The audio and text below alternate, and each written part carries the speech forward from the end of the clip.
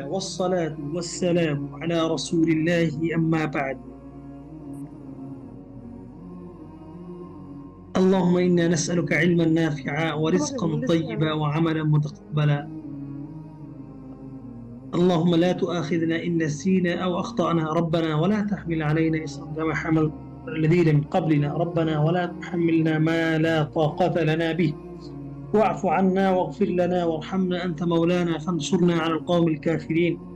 সন্তান মানুষ করার ব্যাপারে একটা কিতাব আছে 500 পৃষ্ঠার তথ্যসূত্র। কোন কোন কিতাব থেকে সেটা তিনি সংগ্রহ করেছেন, লিখেছেন।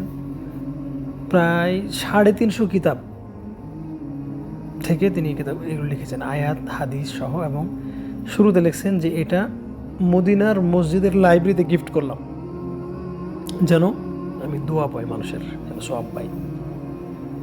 কি বুঝলেন? আমি যেন কই থেকে বইটা পাইলাম হঠাৎ মনে নাই, 2-4 দিন আগে আমি কোথা থেকে যেন সার্চ দিয়ে খুঁজে বের করলাম। 300 গ্রন্থের সে তথ্য উপাত্ত নিয়ে আসছে। কোন কোন গ্রন্থ থেকে তিনি এই তথ্যগুলো নিয়েছেন 350-এর উপরে। অবিশ্বাস্য 500 পৃষ্ঠার বই। লিখছে যে মদিনার মসজিদ নববীতে এটা গিফট করলাম। বুঝতে পেরেছেন? তো এইরকম বই আমার কাছে আছে মোটামুটি 15 পৃষ্ঠার মতো, আরও বেশি হইতে পারে, কমসে 15 পৃষ্ঠা বই। তাহলে শিশু বিশেষজ্ঞ হওয়াটা কতটা জরুরি। আর আজ থেকে 100 বছর আগে বা 70-80 বছর আগে মানুষের বিবেক বুদ্ধিটা ঠিক ছিল। মানে হলো 9 বছর 10 বছর বয়সে বাচ্চাদের বিয়ে দিতে হবে, মেয়েদের, ছেলেদের 12, 13, 14 হলে বিয়ে দিতে হবে। যার দৃষ্টান্ত হচ্ছে মুহাম্মদ বিন আব্দুল ওয়াহাব, যিনি যুগশ্রেষ্ঠ একজন ইমাম, পৃথিবীর ইতিহাসে একজন, ইনশাআল্লাহ। তার বাবা তাকে 12 বছর বয়সে বিয়ে দিয়েছিলেন। মানে সৌদি আরবের আজকে যে ফলটা পাচ্ছেন, এইটা সর্বপ্রথম তার দাওয়াত বলা যায়। মুহাম্মদ বিন আব্দুল ওয়াহাব রাহিমাহুল্লাহ, তার মাধ্যমে সৌদি আরবে এই শিরক ও বিদআত উৎখাত করা হয়েছে। ইতিহাসগুলি পড়ার দরকার। তিনি 12 বছর বয়সে বিয়ে করেছেন, সেই সময়টার কথা বলছি। তিনি 1215 হিজরিতে মারা যান, আজ থেকে 200 বছর আগে। তো সেইটা ধারা অব্যাহত ছিল আজ থেকে 40-50 বছর আগ পর্যন্ত। যেমন আমার নানি, তার হয়তো 7 বছর বয়সে বিয়ে হয়েছে, আমার দাদির 7 বছর বয়সে বিয়ে হয়েছে, আর আমার খালা 7 বছর বয়সে বিয়ে হয়েছিল, 7, 8 কি 9 পরে আবার ওটা সংসার হয়ে যায়, ছোটাছুটি হয়ে যায়, তারপরে আবার 10-12তে বিয়ে হয়, 12-13তে। আর আমার 14 বছর বয়সে বিয়ে হয়েছে। তো এই যে একটা যুগ ছিল আজ থেকে আপনার 60-70 বছর আগে, হ্যাঁ, এই যুগ পর্যন্ত, এই যুগতে মানে এই 60-70 বছর আগ থেকে নিয়ে নবী সাল্লাল্লাহু আলাইহি ওয়াসাল্লামের যুগ পর্যন্ত ছেলে মেয়েদেরকে 10-12 বছর বয়স হলে বড় মনে করা হতো। এবং এটাই ঠিক। দলিল হলো আব্দুল্লাহ বিন ওমর রাদিয়াল্লাহু আনহু, তিনি এই 12-14 বছর বয়স হয়েছে, তিনি তখনও সম্ভবত পরিপূর্ণ প্রাপ্তবয়স্ক হন নাই, মানে বালেগ হন নাই, বিষয়টা এরকম। অথবা বালেগের খুবই নিকটবর্তী হয়েছে বা হবে না, এরকম সময় তিনি স্বপ্নে দেখতেছেন যে ফেরেশতারা তাকে ধরে আকাশে নিয়ে গেছে, দিয়ে চুলার মধ্যে তাকে ফেলবে, বা তিনি একটা চুলা দেখলেন, ইত্যাদি ইত্যাদি। তখন রাসূলুল্লাহ সাল্লাল্লাহু আলাইহি ওয়াসাল্লাম এটার ব্যাখ্যা করলেন।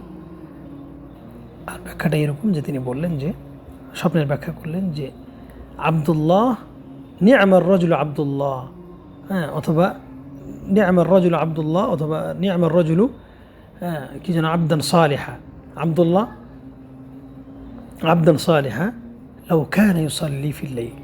আব্দুল্লাহ কতই না ভালো মানুষ হতো সে যদি রাতে নামাজ পড়তো। তো ঠিক তার বয়সটা 14-15, এর কম বা কিন্তু এর বেশি না। তখন থেকে তিনি বলছেন যে তিনি মদিনার মসজিদে বা মসজিদ নববীতে সারা বছর মৃত্যু পর্যন্ত ঘুমাতেন এবং খুব কম ঘুমাতেন।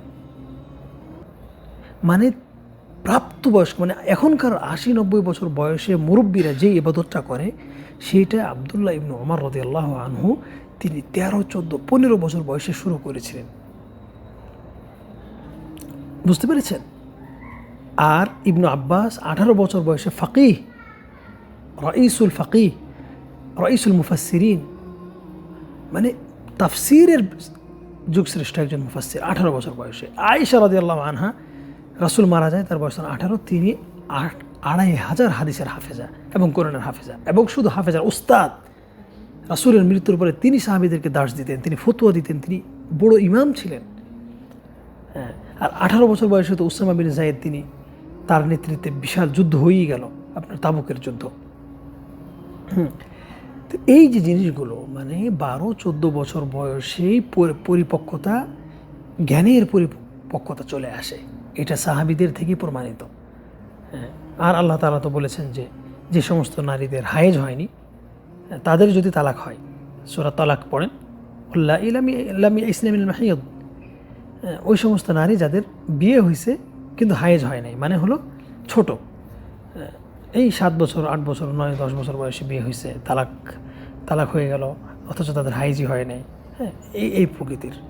তো এগুলি হচ্ছে আল্লাহ রাব্বুল আলামিন এবং ইসলামের দৃষ্টিতে এগুলি হচ্ছে ছোট বড় বোঝার মানদণ্ড। বুঝতে পেরেছেন? কিন্তু এখন হচ্ছে কি, আমরা বলি যে বয়স 30 হয়েছে, শিশু। হ্যাঁ, 18 বছর হলে তো শিশু। এই 12-14 বছর বয়সকে আমরা কোনো বয়সই মনে করি না। তো এরকম ধ্যান ধারণা, এই শরীয়তকে চেঞ্জ করে দেওয়া, এগুলো কি কাবিরা গুনাহের অন্তর্ভুক্ত হয় না? কাবিরা গুনাহের অন্তর্ভুক্ত হয় না? হ্যাঁ, আব্দুল্লাহ ইবনে আব্বাস রাদিয়াল্লাহু আনহু, তিনি কোনো যুবককে যদি দেখতেন যার দাড়ি উঠে নাই, দাড়ি উঠে কখন 16, 17, 18তে দাড়ি ওঠা শুরু হয়, দাড়ি উঠে নাই, এরকম যুবক দেখলেই বলতেন বিয়ে করছো, এই যে এরকম বলতেন, আগে বিয়ে করো। সুবহানাল্লাহ, এগুলি কিতাব পড়ে বলছে, মিথ্যা কথা না। আল্লাহর কসম করে আমি বলি, আমার বয়স যখন 10, আমি তখন থেকে বিবাহ শাদীর জন্য পাগল।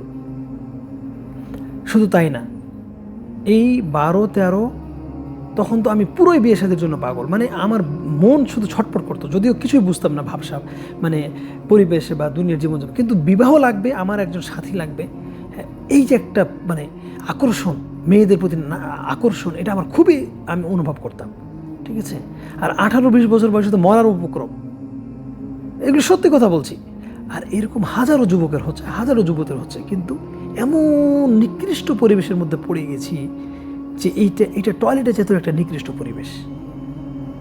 এই যুগের মানুষগুলোর মুখের দিকে তাকাই মানে ঘৃণা লাগে, মানে এতটা নিকৃষ্ট লাগে যেন মনে হচ্ছে যেন আমি কি দেখছি, এগুলো বিষাক্ত চেহারা দেখছি এক একটা। বুঝতে পেরেছেন? আর আমি যে কথাগুলো বলছি এটা শুধু আমার কথা না, আরও হাজারো মানুষ আপনারা জানেন, সবাই শেয়ার করে, সবাই নিজের জীবনে এগুলি অভিজ্ঞতা আছে। ঠিক আছে? মানে একটা যুবক যুবতী বিয়ে করার আগে সে যদি নিজেকে তুলনা করে যে সে পশু ছিল না কি ছিল, কুকুর শুকুর ছিল, তো খারাপ হবে না, কারণ চরিত্রটা এরকমই ছিল সবার। এই চরিত্র থেকে আমরা আর কত ভালো হতে পারি বলেন? এই চরিত্র থেকে আমাদের সমাজের সন্তানরা আর কত বড় আলেম হবে বলেন, আপনারাই বলেন। হ্যাঁ, তো আসলে আলোচনা তো করতে চাই না, কিন্তু আলোচনা চলে আসছে।